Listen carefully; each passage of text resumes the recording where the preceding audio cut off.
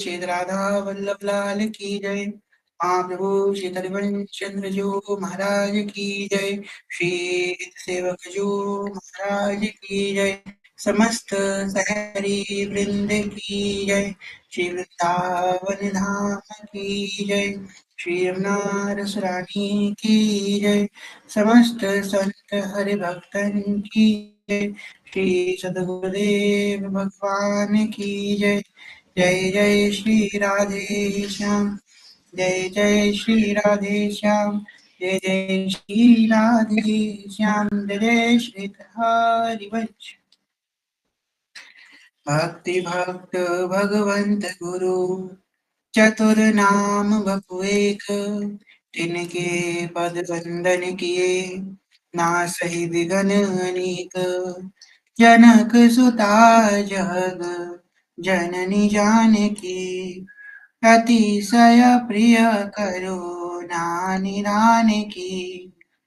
जाके जुग पद कमल नवाऊं तासु कृपा निर्मल मति पाऊं। मखेश्वरी गृहेश्वरी स्वदेश्वरी सुरेश्वरी त्रिवेद भारतीश्वरी समान शासनेश्वरी ब्रह्मपुरी जमेश्वरी प्रमोद गाननेश्वरी ब्रजेश्वरी ब्रजाधिपे श्री राधिके नमोस्तुते। श्री राधिके नमोस्तुते। प्रथम श्री सेवक पद सिरनाम। प्रथम श्री सेवक पद सिरनाम। करहु कृपा श्री दामोदर मोपे। श्री हरिवंश चरण रति पाऊं। प्रथम श्री सेवक पद सिरनाम। घोड़ा गंभीर व्यास नंदन झुके तुम प्रसाद सुजस रस गाओ। नागरिदास के तुम ही सहायक रसिक नयन प्रति मन भाव। हे हाँ रसिक नयन प्रति प्रेम से तो हम गाने का प्रयास करते हैं। श्री हरिवंश इसकी व्याख्या सुनेंगे हम लोग। गोरे सखी कह रही है इतनु मांगो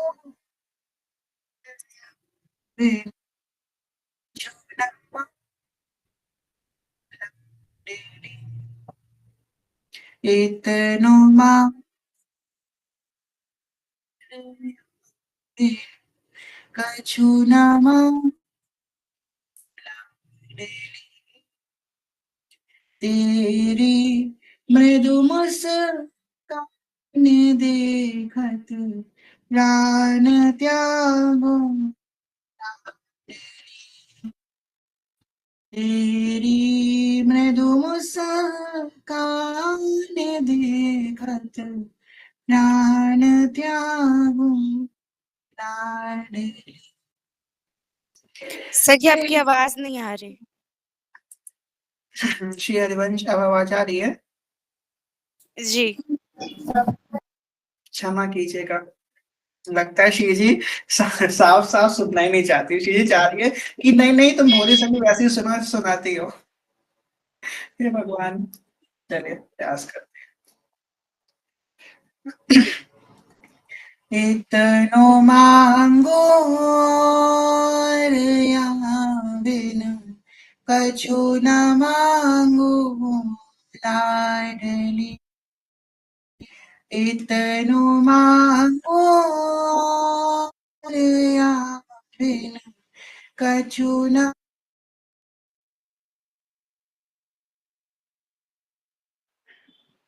आवाज चली गई। मुस्कान देखत प्राण त्यागू लाडली। तेरी मृदु मुस्कान देखत प्राण त्यागूं लाडली। तो यहाँ पे भोरी सखी का क्या भाव है कि इतनो मांगू और या बिन कछु ना मांगू लाडली। मतलब कि भोरी सखी इस समय और कुछ मांग नहीं रही है, मतलब मैं आपसे इतना मांगती हूँ श्री जी, इसके अलावा और कुछ नहीं मांगती हूँ। इसका शाब्दिक व्याख्या तो ये हो गई, पर इसकी भावात्मक व्याख्या क्या होगी? इतनो मांगू और या बिन कछु ना मांगू लाडली। एक चाह, सिर्फ एक चाह, एक भक्त के हृदय में, एक रसिक के हृदय में, एक सखी के हृदय में बस एक चाह रह गई, इसके सिवा और कुछ नहीं। मतलब कि हम लोग जब हम भगवान से मांगते हैं ना, तो भगवान ये दे दो, पर कभी ये नहीं कह पाते इसके सिवा और कुछ नहीं मांगेंगे, क्योंकि भैया इतनी आकांक्षा, इतनी इच्छाएं मन में भरी हैं, आए दिन कुछ ना कुछ मांगने चले जाते हैं। पर बोल सके क्या नहीं है, सिर्फ एक, सिर्फ एक चाह है, इतनो मांगो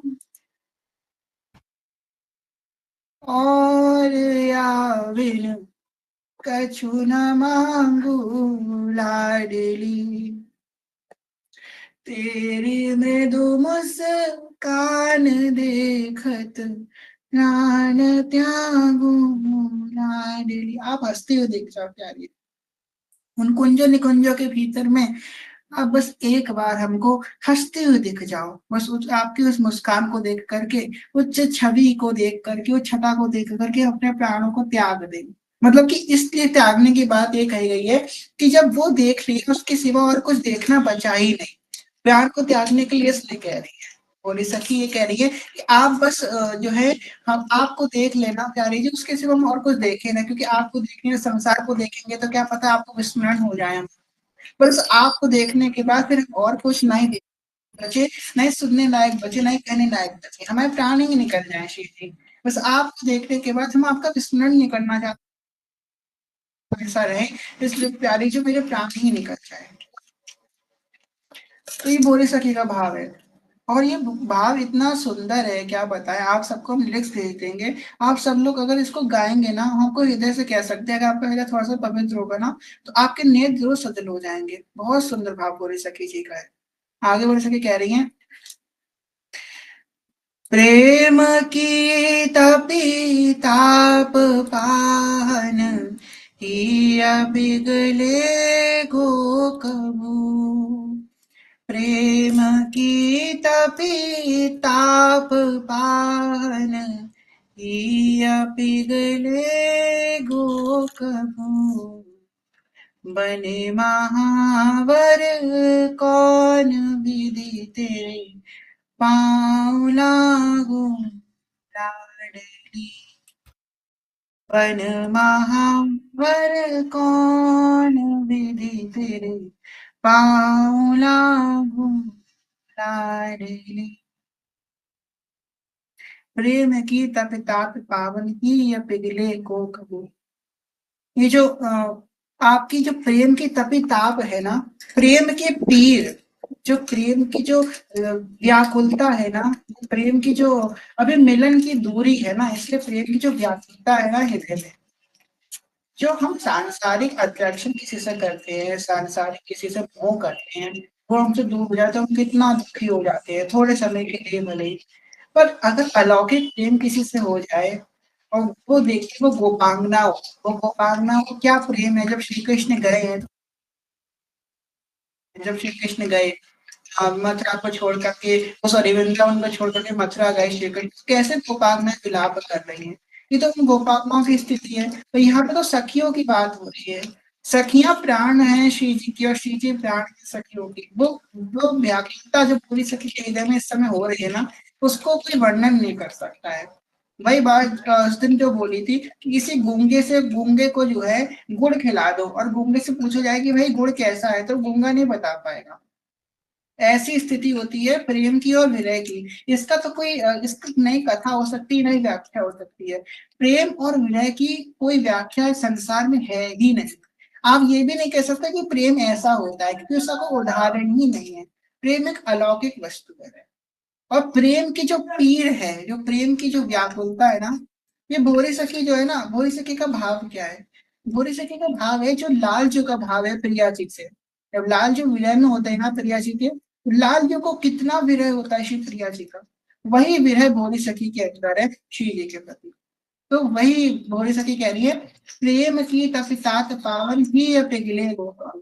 और कितनी सुंदर व्याख्या भोली सखी ने कही है, बन महावर विधि तेरे पाला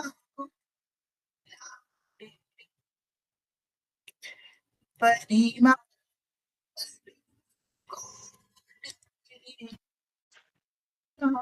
श्रीवंश भैया आवाज नहीं आ रही है आपकी। एक मिनट हम रीज्वाइन करते हैं, 1 मिनट, शायद वॉइस कट रही है।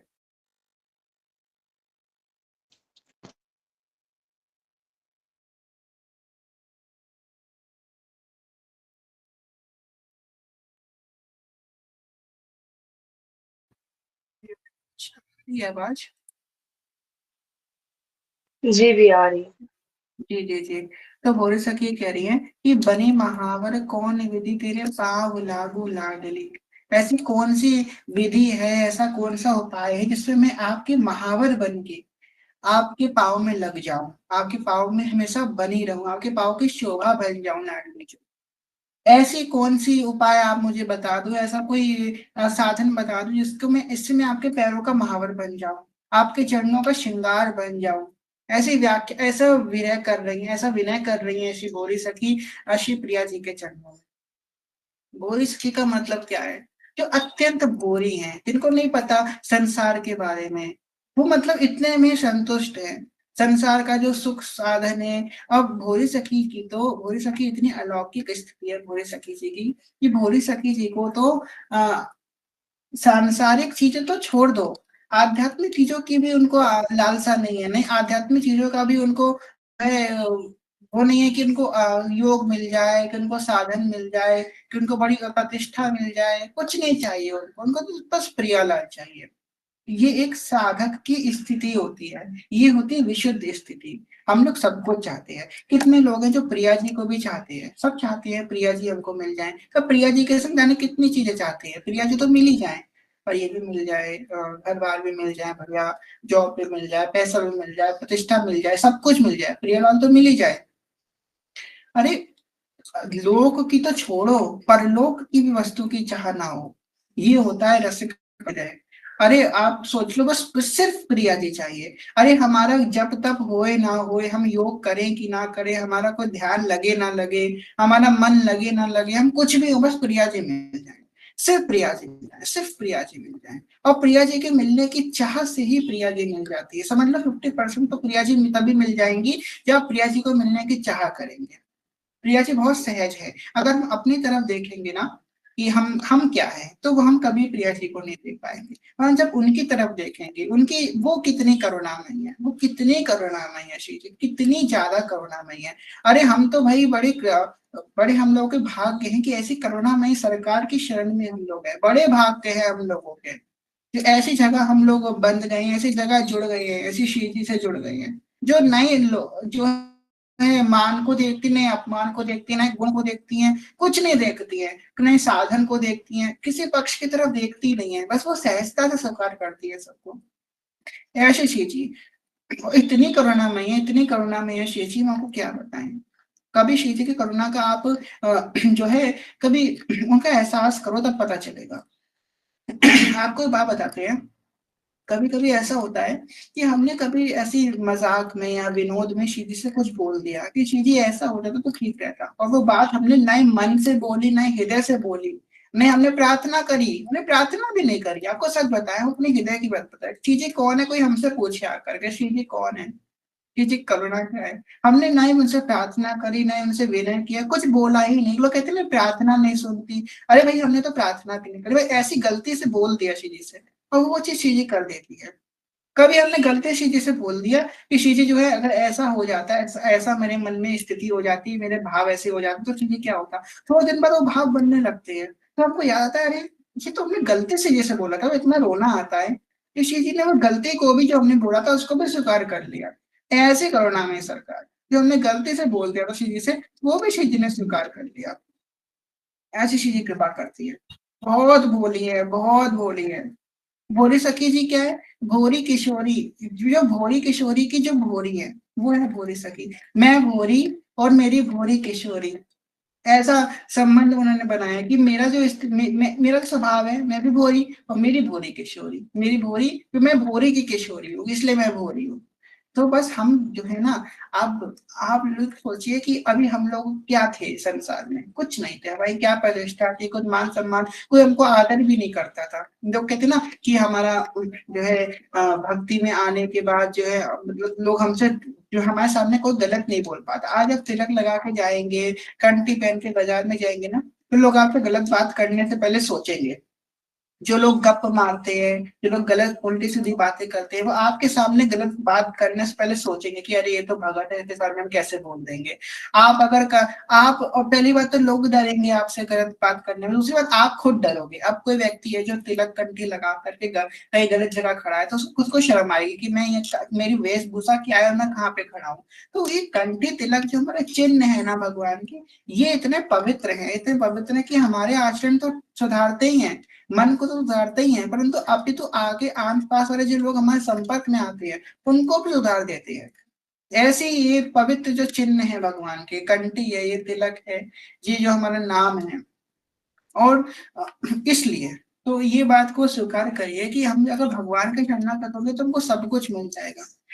हम आपसे आपको पता है, अगर आप भगवान के भक्त होंगे, आप चिन्ह लगाए होंगे, तिलक लगाए, कंठी लगाए होंगे, तो आपको जो है ना बहुत सम्मान मिलेगा समाज में। यद्यपि जो लोग इसकी महत्व नहीं जानते उनकी बात छोड़िए, तो आपको सम्मान भी मिलेगा। आप अगर सम्मान की अपेक्षा करते हैं, आपको सम्मान भी मिलेगा समाज में।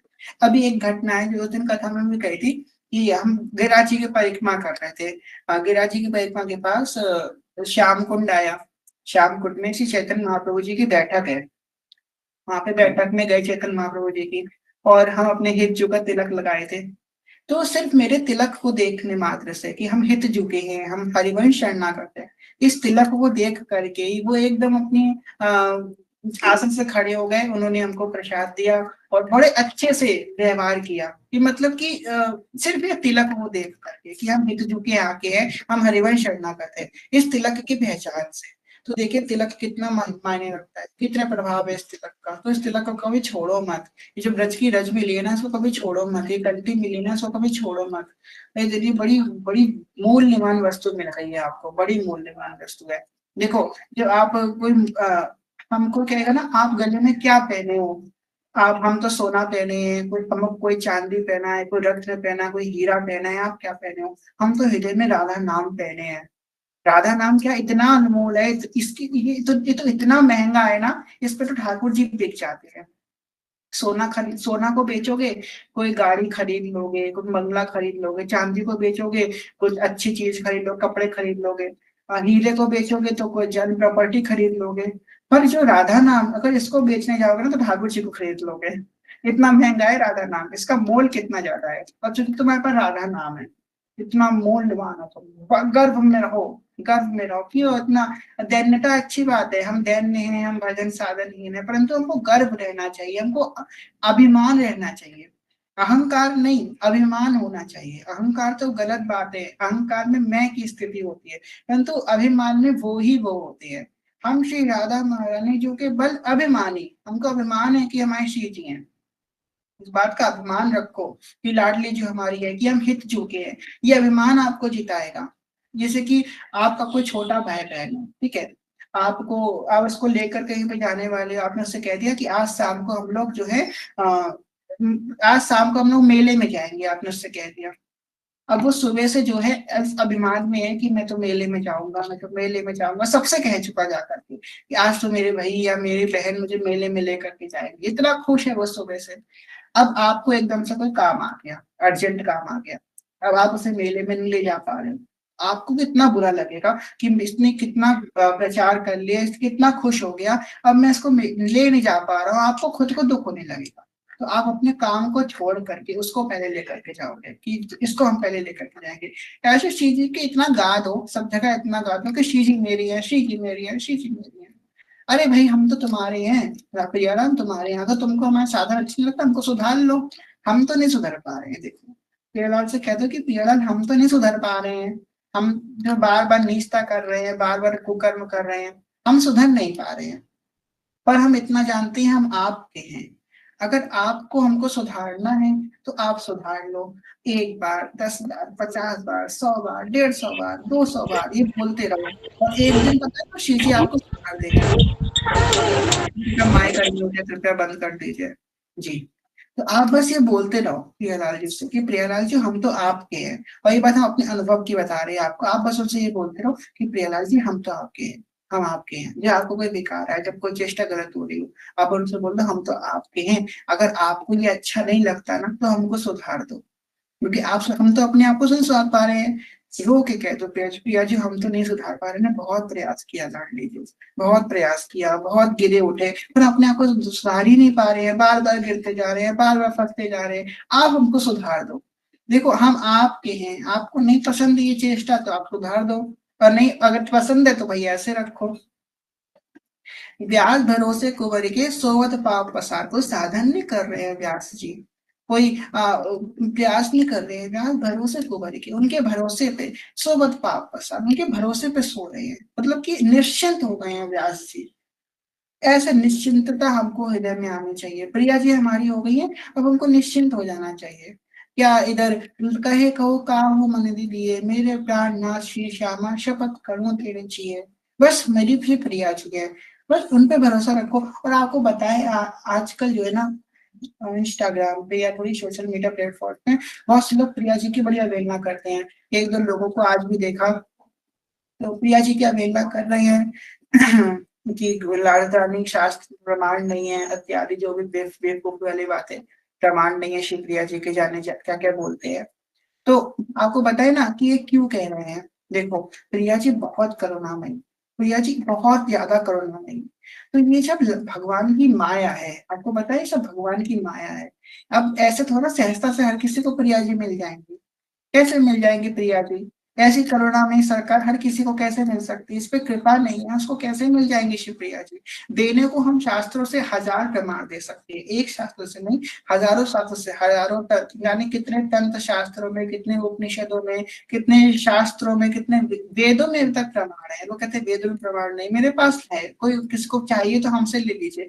वेदों में प्रमाण है, पुराणों में प्रमाण है, शास्त्रों में उपनिषदों में प्रमाण है, बहुत प्रमाण, एक नहीं हजार प्रमाण देने के लायक है हम, पर नहीं देना चाहते। इसलिए देना नहीं चाहते क्योंकि हम क्या करेंगे इनसे बहस करके, क्योंकि ये बेचारे माया के ग्रसित है। श्री कृष्ण की माया, ये माया श्री कृष्ण की, मोयो सब संसार, ये संसार को मोया हुआ है, और बचा कौन है इस माया से, जो श्री जी का शरणागत है। उसे बहुत सहजता से थॉट मिल गई है। आपको बताए ना, अगर आप हरिवंश शरणागत हो ना, अगर आप देखो, आप श्री जी के पास तो सब लोग गए हैं, अच्छी बात है, बहुत लोग गए हैं। प्रबोधन सरस्वती जी का चरित्र है, वैसे खुले में नहीं वैसा लगता है किसी से सामने सबसे कहना, परंतु एक छुपी बात, एक बात आपसे कहना चाहते हैं। प्रबोधन सरस्वती जी गौड़ीय संप्रदाय के है, पर जब उनको ये नित्य रास प्रवेश करना हुआ ना, प्रबोधन सरस्वती जी को गौड़ीय संप्रदाय से है वो, जब नित्य रास में उनको प्रवेश करना पड़ा तो हिज्जों की शरणागत आना पड़ा। तो अगर आप श्री जी के पास जा रहे हैं अच्छी बात है, और अगर आप हित सजनी के मार्ग श्री जी के पास जा रहे हो, आप श्री जी के पास जाओगे ना तो श्री जी तो आपको स्वीकार करेंगी, अच्छी बात है। पर अगर आप ये देखो आप किसके मार्ग से जा रहे हो श्री जी के पास, किसका रेफरेंस लेके जा रहे हो श्री जी के पास। हम किसी बड़े अधिकारी के पास जाते हैं, बड़े अधिकारी का रेफरेंस लेकर के जाएंगे कि हम उनके पहचान से आपके पास आए हैं, तो कैसे हमको एक अलग सी ट्रीटमेंट मिलेगा। हम किसका रेफरेंस लेकर के जा रहे हैं, हम हित सजनी जी का रेफरेंस लेकर जा रहे हैं, कि हम हित सजनी जो के शरणागत है, उसके उस मार्ग से आपके पास आए। प्रिया जी के दरवाजे पे जाकर के जब आप दस्तक दोगे ना तो प्रिया जी कहेंगी कहाँ से आए हो भाई। हम तो हित सजनी जो के यहाँ से आए हैं, हम तो श्री जी के, हम तो सेवा कुंज से आए हैं। ये सेवा कुंज की उपासना हित सजनी जो की उपासना है। खैर ये बड़े गुप्त बात है, विस्तार नहीं कर सकते। तो ये देखिए कि हम जब श्री प्रिया जी पूछ रहे हैं तुम कहाँ कौन हो, कहाँ से आई हो, तो हम तो कह देंगे भाई हम तो सेवा कुंज से आए हैं, हम तो हे सजनी जी के कुंज से आए हैं, हम तो हरिवंश महाप्रभु जी के मार्ग से आए हैं प्रिया जी। अब इसके आगे प्रिया जी की परिचय ही नहीं मांगेंगी, तुमने भजन किया था कि नहीं किया था, तुम जितेंद्रिय थे कि नहीं थे, तुम जो है योग किए थे कि नहीं करे थे, साधन किए थे कि नहीं करे थे। कुछ नहीं पूछेंगे प्रिया जी, बस तुमने एक बात बोल दी ना, हम हरिवंश शरणागत हैं। क्योंकि महाप्रभु जी का सिद्धांत इतना सुंदर है ना, उनकी उनके विचार, उनका जो मार्ग है वो इतना सुंदर है ना, मतलब आप समझ लीजिए अगर कोई सच में हित मार्ग पे चल रहा है ना, तो पहले के समय में क्या होता था ना, अभी तो खैर बड़ी वो हो गई है, बड़ी व्यभिचार फैल गया समाज में, तो लोग नहीं समझ पा रहे हैं उस विषय को। और आज से समझ लीजिए 30 साल 40 साल पहले जो है, जब कोई व्यक्ति कोई बोल देता था ना कि हम हरिवंश शरणागत है, तो सभा में अगर वो बोल देता था कि हम हित जू के मार्ग पे, ये बात सुनते ही सभा में जितने लोग होते थे वो उसके सम्मान में खड़े हो जाते थे, इस बात से सिर्फ कि हम हरिवंश शरणागत हैं। अब ये तो उसने बताया ही नहीं कि हम नाम जप करते हैं कि नहीं करते हैं, भजन करते हैं कि नहीं करते हैं, हम जितेंद्रिय हैं कि नहीं, कुछ नहीं बताया उसने, बस इतना बोला हम हरिवंश शरणागत हैं। इस बात को सुन के लोग उसके सम्मान में खड़े हो जाते थे। आज से 30-40 साल पहले की बात है। तो ये सोचिए आप, इतनी इतनी जो है प्रभाव है हरिवंश शरणागति का, इतना प्रभाव है श्री हरिवंश शरणागति। तो आपको हरिवंश की शरणागति मिल गई है, श्री हरिवंश चरण शरण या हरिवंश महाप्रभु की शरणागति आपको मिल गई है। उस मार्ग से, उस पहचान से हम श्री जी के पास जब जाते हैं ना, तो श्री हरिवंश शरण जी आए, श्री विश्वानु कुंवर नंद नंदन निज कर अपनी चिट्ठी चढ़ाए, निज करके अपने चिट्ठी में चढ़ा लेते हैं, अपने रजिस्टर में उनका नाम दर्ज कर देते हैं, जो हरिवंश महाप्रभु जी की शरणागति में आते हैं। आपको बताएं, हम अपने हृदय की बात आपको बता रहे हैं, कहीं से पढ़ के सुनने से बताने का एक अलग वो होता है, अपने हृदय की बात आपको बता रहे हैं।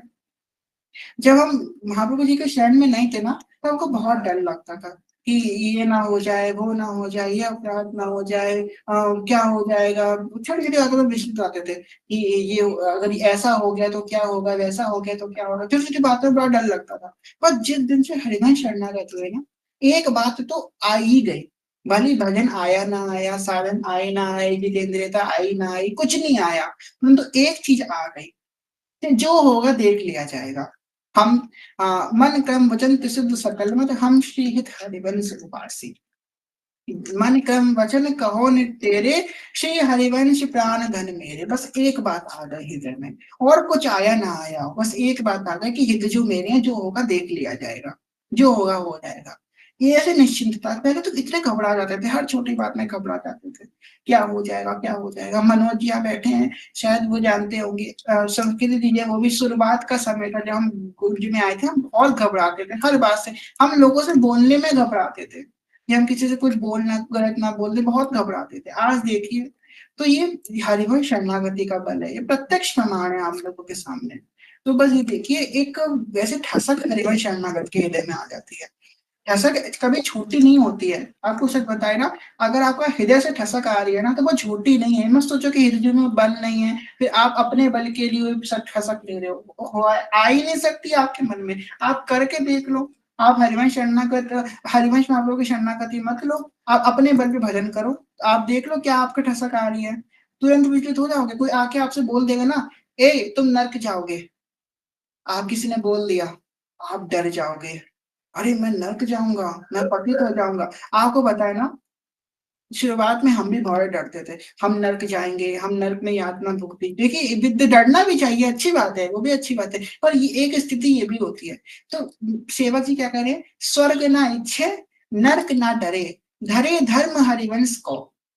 पहले सबसे पहले क्या आती है, स्वर्ग ना इच्छे नर्क ना डरे, जो नरक से डरे ना, ये सेवक जी ने कही, सेवक वाणी में, जो नरक से भी नहीं डरता, स्वर्ग की इच्छा नहीं रखता, उसके बाद जब ये स्थिति आती है, स्वर्ग ना इच्छे नरक ना डरे, उसके बाद आती है धरे धर्म हरिवंश को। उसके बाद हिंदू का धर्म जो है धरा जाता है, हिंदू के धर्म का पालन तब होता है जब पहले स्वर्ग ना इच्छे नरक ना डरे। ऐसी स्थिति आएगा, कोई देख लिया जाएगा, जाके बल कर धरे रसिक व्यास से न डरे, ऐसी स्थिति, ऐसी एकदम निडरता आपके हृदय में आ जाए। ऐसा भी नहीं कि हम बदतमीज हो जाएं, किसी की बात ना सुने, संतों का अपमान करें, ऐसा भी नहीं।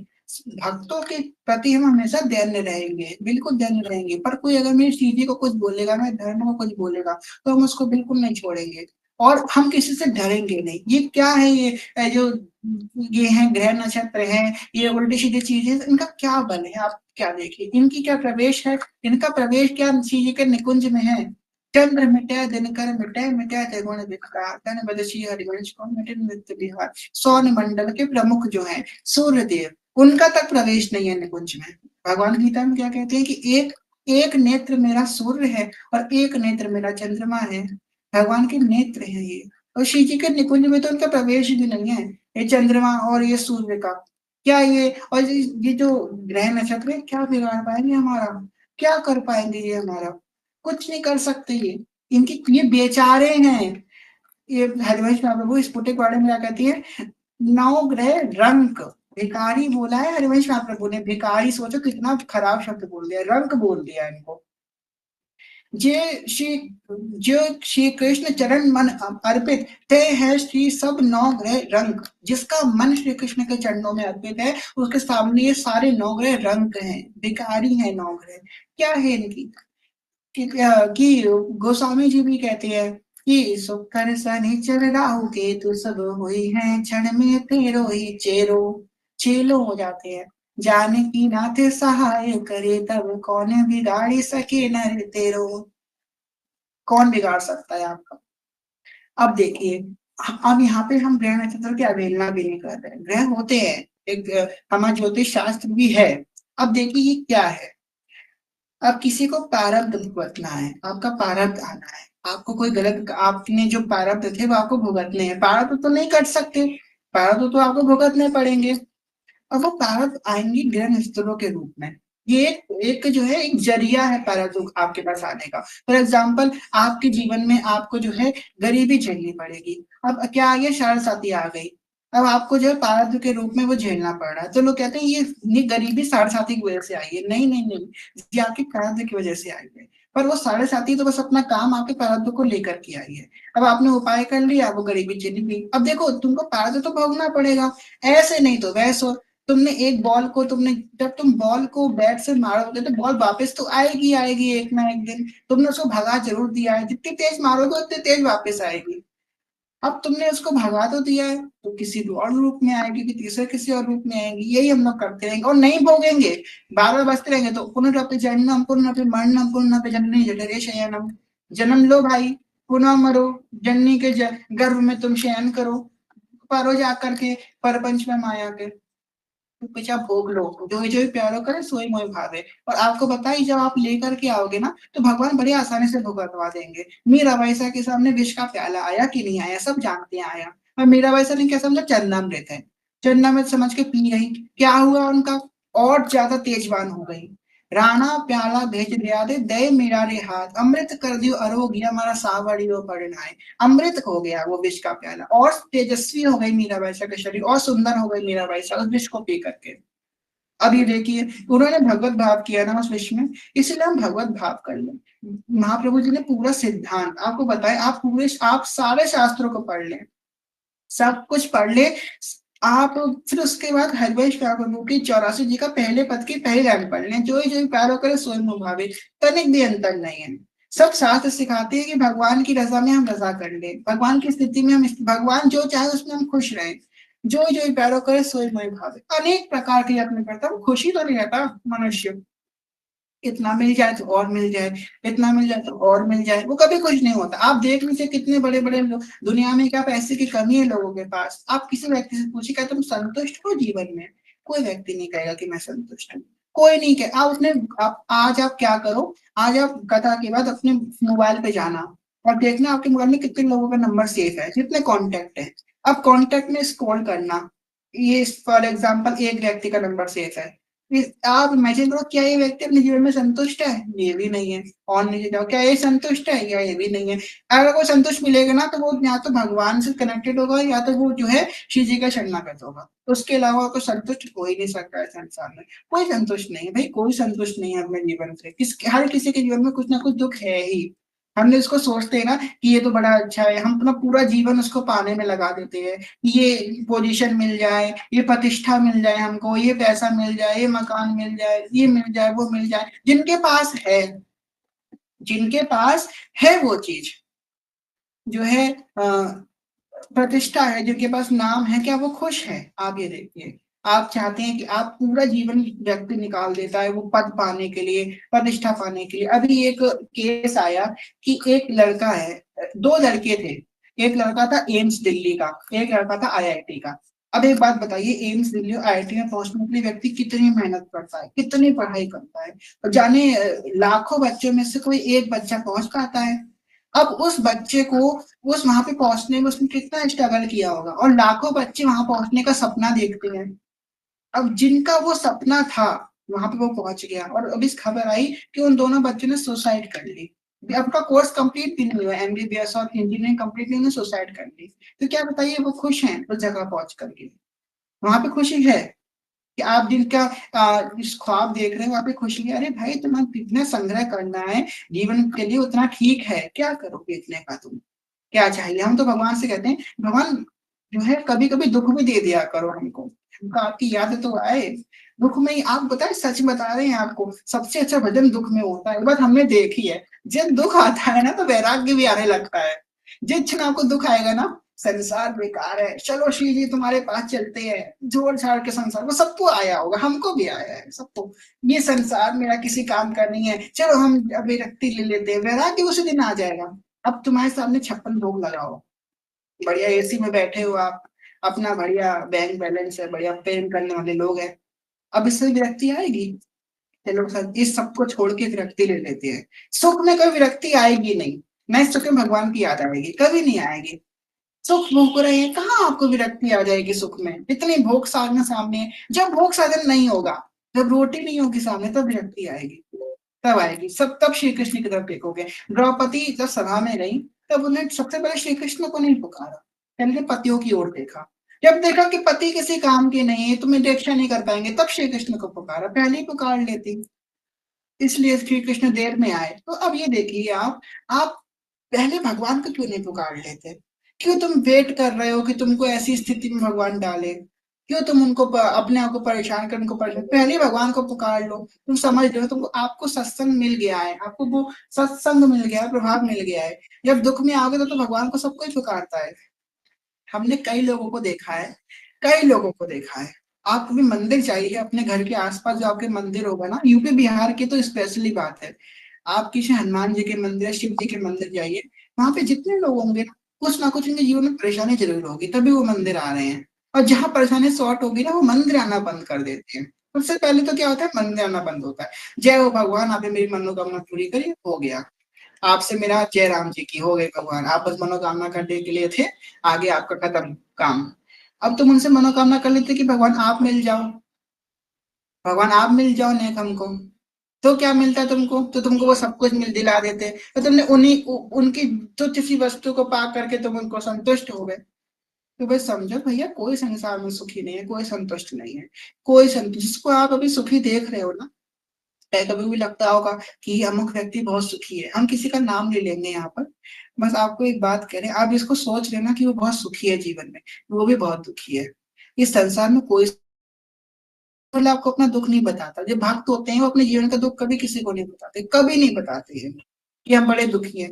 वो तो बस ये रहते हैं कि जो जो प्यारो करे सोए मोए भावे, वो हमेशा ये सोचते हैं। इसलिए वो कभी दुख अपना किसी को बताते ही नहीं, कभी नहीं बताते हैं। पर आप ये सोचो ना कि ये व्यक्ति बहुत खुश है जीवन, इसको तो प्रॉस्पेरिटी प्रॉस्पेरिटी है, कोई कमी नहीं, बहुत खुश है, सब कुछ बढ़िया है, वो भी जीवन में दुखी है। इस संसार में हर कोई दुखी है, क्योंकि ये दुखालय है। अगर वो दुखालय में दुखी नहीं है तो कहाँ से उसको मिल जाएगा? पर जो रसिक होता है ना, जो भक्त होता है, उसकी स्थिति ऐसी होती है, दुख में भी दुख उसको महसूस ही नहीं होता, कभी दुख महसूस ही नहीं होता। हमारे घर में बड़ी प्रतिकूलताएं हैं। आपको सच बताएं तो हमारी जो शरीर की माता जी हैं, वो बहुत दिन भर सोचती रहती है प्रतिकूलताओं के बारे में, दिन भर वही चिंतन, वही सबको सोचती रहती है। पर आपको एक बात बताएं, हम अपने जीवन में सच बताएं, हम जिस दिन से मैं दीक्षा हुई है ना, हमने एक बार भी नहीं सोचा, एक बार, आपको लेश मात हम भगवान की कसम खा के कह सकते हैं, एक सुई के दाने के बराबर भी हमने नहीं सोचा उसके बारे में, प्रतिकूलताओं के बारे में कभी नहीं सोचा। हम पहले बहुत टेंशन रहते थे कि जीवन में क्या करेंगे क्या करेंगे, अब तो सब कुछ भूल गए। कभी एक बार भी मेरे जीवन में दिमाग में बिल्कुल थोड़ा सा भी नहीं आया कि क्या ये प्रतिकूलता कितनी भयानक है। हम तो माता जी से कहते हैं सोच कैसे लेती, हमको चिंतन ही नहीं होता, हम तो चाह कर भी नहीं सोच पाते हैं। ये सोचते ना श्री कृष्ण की तरफ नजर पहुंच जाती है। सोचते ही नहीं है। क्या तुम प्रपंच में पढ़े हो, सोचते सोचते रह जाओगे। छोटे थे तो सोचते रहे कि बनेंगे क्या, जब थोड़े बड़े हो गए, नहीं सोच, छोटे थे तो सोचते थे कि पढ़ाई क्या करेंगे, पढ़ाई कर ली अब जॉब कैसे लगेगी, जॉब कर ली अब शादी कैसे होगी, शादी होगी तो अब बच्चे कैसे होंगे, बच्चे हो गए तब उनकी शादी कैसे होगी, अब बच्चों की शादी हो गई तो हमारा हमारा बुढ़ापे में रक्षा कौन करेगा, पालन पोषण कौन करेगा, बुढ़ापे हो गया, हमारे पैर नहीं चलते, हाथ नहीं चलते, दिन भर तो तुम्हारे पूरा जीवन तो तुम्हारा सोच में निकल जाएगा, तुम भगवान को कब सोचोगे भाई, ये दुनिया भर की चीजें सोच लोगे। इसलिए अभी समझ जाओ, ये माया बहुत बुरा फंसाती है, ऐसे चक्रव्यूह की तरह माया आपको फंसा देगी कि आप चाह कर भी नहीं निकल पाओगे उससे। इसलिए भगवान ने बहुत सरल उपाय बताया है कि उनके नाम का जप करो, उनका सुमरण करो। श्रवणम कीर्तनम विष्णु पाद सेवनम, ये नवदा भक्ति जो है ना, इसका पारण करो। ये जो है, ये जो भगवान की सेवा है, ये नाम संकीर्तन है, भगवान का कथा है, इससे जुड़ो, तुमको आपको विवेक होगा, सत्संग से विवेक होता है। कितनी बातें होती है ना, हम लोग खुद नहीं सोच पाते, ये बात आप लोग समझ रहे होगे, हमारे दिमाग में कहीं वो आता ही नहीं है, पर जब सत्संग सुनते हैं तो हमें हमारी सोचने की क्षमता बढ़ती है। लोग कहते हैं ना कि सत्संग में जाओ तो आपको बुद्धि मिलेगी, सत्संग में जाके हम नई नई चीजें सोचने लगते हैं, कई कई बातें होती है जो हमारे दिमाग में कभी आई ही नहीं, कभी हमने सोचा ही नहीं, हम सत्संग सुन ले तो उसके बाद हमारे दिमाग में चिंतन चालू हो जाता है, हाँ ये बात तो सही है, ऐसा भी हो सकता है, नई नई बातें सोचने लगते हैं। तभी तो गोस्वामी जी कह रहे हैं, बिनु सत्संग विवेक ना होई, राम कृपा बिनु सुलभ ना सोई। वो जो सत्संग है, विवेक आपको सत्संग से ही मिलेगा, और ये सत्संग जो है भगवान कृपा के बिना सुलभ नहीं होगा। जीवन में सबके प्रतिकूलता है, सबके जीवन में प्रतिकूलता है, इस दुनिया में कोई ऐसा नहीं जिसके जीवन में प्रतिकूलता है ना, सबके जीवन में प्रतिकूलता है, पर हमको उन प्रतिकूलताओं को सोचना नहीं है, उनके बारे में सोचो भी मत। अभी तो हम कहेंगे कम सोचो, एक स्थिति तो जब तुम सोचते ही नहीं हो, तुम्हारे लिए वो परेशानी ही नहीं है। मेरे लिए तो ये कहते हैं ना, ये मेरे लिए कोई, ये तो मेरे लिए कोई प्रॉब्लम है ही नहीं, ये इसको तुम्हें प्रॉब्लम समझता ही नहीं है, इसको तो मैं प्रॉब्लम ही नहीं समझता। ये प्रॉब्लम क्या होती है, अब एक भक्त से पूछो उसकी प्रॉब्लम क्या होती है। प्रॉब्लम ये होती है कि हाय राम मेरी सेवा नहीं हो रही, हाय राम मेरा नाम जप नहीं हो रहा, हाय मैं कथा में नहीं जा पा रहा, हाय मेरा पाठ नहीं हो रहा। ये उसकी सबसे बड़ी, उसके जीवन की सबसे बड़ी परेशानियां ये होती हैं। और उसके, वो तो परेशानी समझता ही नहीं है, जिनको परेशानी समझते हैं उसके लिए परेशानी होती ही नहीं है, तुच्छ होती है, अरे मैं तो उसको भाव नहीं देता, ये तो मेरे लिए परेशानी भी नहीं है। उसकी परेशानी सिर्फ होती है ये हो नहीं रहा है। तो ये समझने का प्रयास कीजिए कि प्रतिकूलता सबके जीवन में है, किसी के कम किसी के ज्यादा, ये सब प्रारब्ध का खेल है। और ऐसा कोई नहीं है जिसके जीवन में दुख ना हो, क्योंकि ये शरीर जो है ना हमारा, ये दुख और सुख दोनों से मिलकर बना हो। ऐसा नहीं कि सुखी सुख से बना है, दुखी दुखी दुख से बना है। आपको दुख में अगर निराशा हो रही है ना, तो ऐसा क्योंकि दुख के बाद सुख ही आता है, नेक्स्ट सीढ़ी सुख ही है, एक सीढ़ी बनी हुई है, दुख सुख दुख सुख दुख सुख, अभी दुख में खड़े तो नेक्स्ट सीढ़ी सुख की है, आएगा वो सुख। और सुख में खड़े हो तो नेक्स्ट सीढ़ी दुख की है, सुख में खड़े हो बड़ा भोग रहे हो, आसक्ति कर ली तुमने वस्तुओं की, अब तुम सुख के अधीन हो गए, और जब दुख आएगा तो तुम सोचोगे मैं तो अपने शरीर का नाश कर लूं, ये सब छूट गया। सुख आया तो तुमने लतें पाल ली, यानी क्या क्या तुमने अपने जीवन को व्यभिचार में फंसा डाला। अब जब दुख आएगा, जब तो आपको व्यवस्था नहीं होगी, तो तुम क्या करोगे, शरीर को नष्ट कर लो, छोड़ दो शरीर को, ये दुनियादारी छोड़ दो, हमें तो बड़ा दुखी हो गए, जाने कहाँ कहाँ भगवान को कोसोगे। तुमने जब सुख आया तो भगवान को याद किया था, नहीं किया था ना। अब दुख आने भगवान को याद करें, भगवान भी साथ नहीं देते ऐसे लोगों का। तो बस ये सोचिए कि हमको किस प्रकार जो है भगवान का चिंतन करना है, ये हमारा जीवन का उद्देश्य है। आप सब भक्त हैं, अपने उस पथ को समझिए, हमको जो है भगवान का प्राप्ति करनी है, भगवान का जो है भजन करना है, और यही भाव रखना है कि श्याम श्यामा सदा हमको प्यारे रहे। किसी से कोई आशीर्वाद मांगो ना, तो बस एक आशीर्वाद मांगो जो कि गोस्वामी जी ने कही है। गोस्वामी जी की कभी चिंतन करो, गोस्वामी जी बड़े ही विद्वान व्यक्ति है, उन्होंने बहुत सुंदर एक सूत्र दिया है हर भक्त को। जब भी किसी के सामने जाओ, जब भी किसी भक्त के सामने जाओ, कभी किसी भगवान के सामने जाओ, किसी भी भगवान के देवालय में जाओ, उनसे कहो कि राधे श्याम चरण रति मोरे, अनुदिन बढ़ाओ अनुग्रह तोरे। क्या बोलेंगे कि राधे श्याम चरण रति मोरे, अनुदिन बढ़ाओ अनुग्रह तोरे, कि प्रभु आपकी कृपा से मेरे मन में प्रियालाल की भक्ति दिन पर दिन बढ़ती रहे। श्याम श्यामा सदा हमको प्यारे रहे, ये हम उन्हीं के रहें और वो हमारे रहें। भागवत का प्रमाण ले लो। आज दादा गुरुदेव को सत्संग सुन रहे थे, उन्होंने बहुत सुंदर एक व्याख्या करी, वो मेरे हृदय में वो बात बैठ गई। भागवत का प्रमाण लो। अजामिल की कथा सबने सुनी है ना। हम अजामिल ने जीवन में क्या किया? भजन किया कि साधन करे कि तप किया? क्या किया उसने जीवन में? कौन सा ऐसा सत्कर्म किया? परंतु अंत समय जब नारायण बोला तब विष्णु लोक गया कि नहीं गया? वैकुंठ गया कि नहीं गया? जड़ भरत जी की कहानी ले लो। जड़ भरत जी ने कितना जप किया, कितना नाम जप किया, कितना उन्होंने जो है भगवान का योग साधन किया। चलिए नाम जप नहीं लेते, नाम जप तो अलग बात होगी। उन्होंने कितने योग साधन किया, कितना उन्होंने तपस्या करी जय भरत जी ने, पर उनकी क्या गति हुई? इसलिए हमको चिंतन पे प्रधानता करनी है, चिंतन पे। संख्या तो सबकी पूरी हो जाती है, संख्या तो जाने कितने लोग पूरी कर लेते हैं। इतनी माला करनी, इतने पाठ करें, संख्या तो बस पाठ करते समय 1 मिनट भी भगवान का चिंतन नहीं होता। माला करते समय 1 मिनट भी भगवान का चिंतन नहीं होता। उस समय आप जय भरत जी की कहानी सोच लीजिए, अजामिल की कहानी सोच लीजिए। अजामिल ने बस चिंतन किया था, तो चिंतन हमको करना। अंत समय उसको चिंतन हो गया था नारायण का, नारायण बोल दिया था और चिंतन हो गया था। बस हमको ये बात पकड़नी है कि हमको भगवान का चिंतन हर समय होना चाहिए। कोई कोई कहता है ना कि भाई सुबह उठ करके अपनी पूरी साधना कंप्लीट कर लो। अब सुबह उठ जाओ, अपनी सारी माला कंप्लीट कर लो, सारा पाठ कंप्लीट कर लो, अपनी सेवा कंप्लीट करो, सब कुछ कंप्लीट कर लो, फिर दिन भर अपना काम में लगो। अच्छी बात है, कर लो। पर हम कहते हैं सबसे बेकार फिलॉसफी है सुबह उठ के सब कुछ कर लो कंप्लीट। सबसे बेकार फिलॉसफी है कि अपना एक आसन में बैठकर एक ही समय में सब कुछ कर लो। ये तो सबसे बेकार फिलॉसफी है मेरे हिसाब से। आपने सुबह उठ के या फिर दोपहर में या फिर शाम में किसी एक समय में सब कुछ कंप्लीट कर लिया। अब आपको जब भी भगवान का चिंतन आएगा ना, आपके मन में आएगा भगवान, अरे वो तो हो गया, नाम जब हो गया, पाठ हो गया, निश्चिंतता मन में हृदय। अब अंतर्मुखी होकर सोचो ये बात। जब आपने सब कुछ कर लोगे इकट्ठा बैठ करके, तो आपको निश्चिंतता आ जाएगी कि मैंने तो सब कर लिया है, सब हो गया है। अब जब नहीं करे होगे, आपको 10 माला करनी है, आपने 8 माला सुबह उठ के कर ली, ठीक है। अब 2 माला आपने छोड़ दी, आपके पास समय था तब भी छोड़ दी। अब आप दोपहर में सब बैठोगे, अरे 2 माला करनी है भगवान की, 2 माला करनी है, 2 माला करनी है, 2 माला करनी है, शाम को 2 माला करनी है, 2 माला करनी है, 2 माला करनी है, रात को 2 माला करनी है, 2 माला करनी है। अब वो चिंतन चलता रहेगा भगवान का। जब वो चिंतन चलता रहेगा, दिन भर भगवत चिंतन होगा। भोरी सखी का तो सिद्धांत ही है, नाम सास दो बिलक चिरत है, जाको भेद नामों को भावे। नाम ही श्वास, श्वास ही नामा, नाम श्वास का भेद मिटावे। रोम रोम जब ढक ढक बोले तब स्वाद नाम को।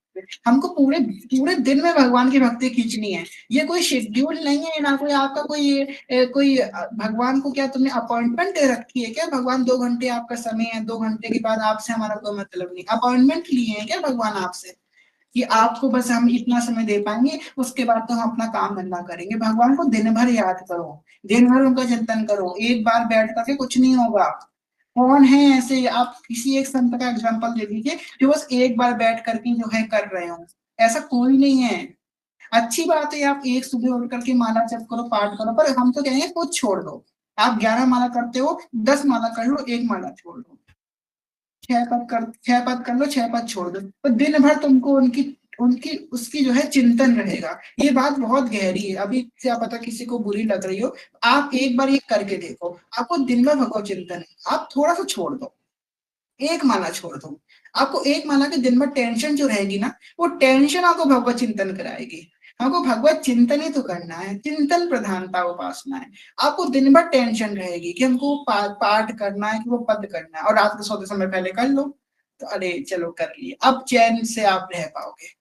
तो वो चिंतन जो आपको रहेगा ना भगवान का, दिन भर सुबह से लेकर शाम रात तक का जो चिंतन हो जाएगा, वो चिंतन। और आपको बताए ना, अभी अगर आप कर भी रहे हो, हम आपको लिखित रूप में ये बात दे सकते हैं। अगर आप अभी एक जगह बैठ के कर रहे हो, तो आज से 6 महीने बाद, 1 साल बाद, 2 साल बाद जब भगवान की कृपा होगी ना, कभी कभी कोई बातें सुनने में हमको समझ में नहीं आती है, जब कृपा होती तभी वो दिमाग में घुसती है। आज से 1-2 साल बाद आपका अपने आप ही ये हो जाएगा। सच बता रहे हैं, आपका साधन डिले जरूर होगा। अभी आप कर रहे हो ना इकट्ठा, भगवान करने देंगे, भगवान को चिंतन कराना है अपना। भगवान को आपकी माला नहीं चाहिए, ना आपके पाठ चाहिए। आप भगवान को दिन भर याद करो, उनसे प्रेम करो। और याद बस उसी की होती है जिससे हम प्रेम करते हैं, जिससे हम जो है अफेक्शन करते हैं। दो व्यक्तियों की याद होती है, या तो प्रेम की या तो उससे घृणा करते हैं। जिससे हम घृणा करते हैं उसके दिन भर चिंतन करते रहते हैं, अब वो अमुक ऐसा है, अमुक वैसा है, अमुक वैसा, दिन भर उसका चिंतन होता है, इससे घृणा करते हैं। जिससे प्रेम करते हैं उसको दिन भर चिंतन होता है। कितना भी व्यस्त हो गए ना, कितना भी व्यस्त हो गए, चिंतन उसका हो ही जाएगा। इसको प्रेम करते हो, अगर श्री कृष्ण से प्रेम करते हो ना, उनका चिंतन हो ही जाएगा। इसलिए कह रहे हैं, अगर आपको चिंतन की आदत डाल दी है ना, तो अपना कुछ एक चीज छोड़ दो, कोई कोई एक माला छोड़ दो, एक पद छोड़ दो, 11 पद कर लो, एक पद छोड़ दो। एक बात, बस एक बार मेरी बात मान के देखो, ये बहुत पते की बात है। आप एक बार करके देखो, आपको दिन भर भगवत चिंतन होगा, दिन भर भगवत चिंतन होता रहेगा। ये मेरे अनुभव की बात है। इस चीज को पकड़ो, बहुत अच्छा आपको प्रभाव पड़ेगा इस चीज का। अब आपने जो है इकट्ठा कर ली तो निश्चिंतता आ जाएगी। और शास्त्र कहते हैं, सत्य कहते हैं कि भगवान का भजन करके कभी निश्चिंत होना ही नहीं चाहिए। आज तो बड़ा भजन कर दिया, कभी ये चीज आ गई तो हमारे पर बड़ी, हमारा दुर्भाग्य है जो ये चीज हमको आ गई कि आज तो मैंने अच्छी माला कर ली। चलो आज बड़ा अच्छा हुआ, सुबह सुबह उठ के मैंने 16 माला कर ली, सुबह सुबह उठ के मैंने 11 माला कर ली, हो गया मेरा काम, हो गया। भगवान भगवान के लिए इतना करना था, हो गया। भगवान तुमको मिल गया ना, खुश रहो तुम। एहसान कर रहे हैं भगवान के ऊपर कि भगवान हमारे पे एहसान कर रहे हैं, हो गया तुम्हारा काम भगवान, हो गया। नहीं, अब उसको टालो मत। हम ये नहीं कह रहे भगवान की चीज तुम टालो, भगवान की चीजें टालो मत, पर भगवान का चिंतन बनाए रखने के लिए कोई एक चीज छोड़ दो, एक चीज छोड़ दो, और उसका चिंतन दिन भर करो कि हमको ये पद करना, ये पाठ करना, ये माला करनी है। अब वो चिंतन आपको भगवत चिंतन में परिवर्तित हो जाएगा। तो इसी के संग इस बात को ये विश्राम देंगे। ये बात अगर किसी को खराब लगी हो आप लोगों को कि हमने ऐसा कही कि भगवान का सुबह उठ के गलत बात है इकट्ठा करना, तो भाई हमको क्षमा करना, आप मत करना कोई बात नहीं, भगवान आपसे अपने आप एक दिन करा देगा। आगे की बात है, ये सच बता रहे हैं, एक दिन भगवान करा देगा, एक दिन 100% करा देंगे भगवान। जब अभी नहीं करोगे तो करा देंगे, और अगर अच्छी लगी तो भाई करना। इसीलिए हम जो है आप लोगों को दंडवत करते हैं, क्षमा मांगते हैं। आप सबसे प्रेम में, ज्ञान में, भक्ति में बहुत छोटे हैं, कोई भूल से क्षमा करेगा। सभी के चरण प्रणाम। वाञ्छकल्पतरुभ्यश्च कृपा सिन्धुभ्यः एव च पतितानां वैष्णवेभ्यो नमो नमः। जी सखी जो अभी हम प्रश्न लेंगे और विश्राम करा लेगा था जी। जय जय श्री नवनिमित निकुंज विरासी श्वेत राधा वल्लभ लाल की जय। महाप्रभु श्री दर्पण चंद्र जू महाराज की जय। श्वेत सेवक जू महाराज की जय। समस्त सहचरी वृंद की जय। श्री वृंदावन धाम की जय। श्री यमुना स्नानी की जय। समस्त संत हरि भक्तन की जय। श्री सद्गुरुदेव भगवान की जय। जय जय श्री राधे श्याम, जय जय श्री राधे श्याम, जय जय श्री राधे श्याम, जय श्री हरिवंश। प्रेम से लिख दीजिए, श्री हरिवंश शरण शरण, श्री हरिवंश शरण शरण, श्री हरिवंश शरण शरण, जय श्री हरिवंश। जी, जिसका कोई प्रश्न है तो वो आप पूछ सकते हैं। हाँ जो है दिनों से कोई प्रश्नावली भी नहीं हुई है किसी श्री का। हरिवंश बोरी सखी।